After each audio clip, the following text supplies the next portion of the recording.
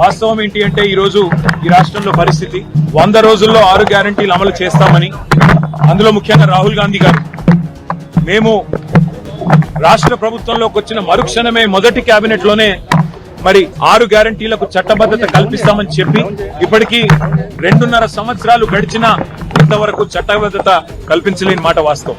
మొట్టమొదటి గవర్నర్ ప్రసంగంలోనే ఆనాడే రాష్ట్ర ప్రభుత్వం చెప్పింది, ముఖ్యమంత్రి గారు సంతకం పెట్టారు, ఇంకా అప్పుడు తమిళిసై సౌందరరాజన్ గారు గవర్నర్ గా ఉన్నారు, వారి నోటంబడి చెప్పించారు. రాష్ట్ర ప్రభుత్వం వెంటనే చట్టబద్ధత కల్పిస్తదని చెప్పి వారు ఆనాడు చెప్పినప్పటికీ ఇప్పటికి 2.5 సంవత్సరాలు ఇది 3వ గవర్నర్ ప్రసంగం, ఇంతవరకు 6 గ్యారంటీలకు చట్టబద్ధత లేదు. అట్లాగే విచిత్రమైన విషయం, ఇవాళ పంటలు నాట్లేసేటప్పుడు నిజానికి కేసీఆర్ గారి టైంలో రైతు బంధు పడేది, కానీ వాళ్ళ పంటలు కోతలకు వచ్చినా రైతు బంధు దిక్కులేదు.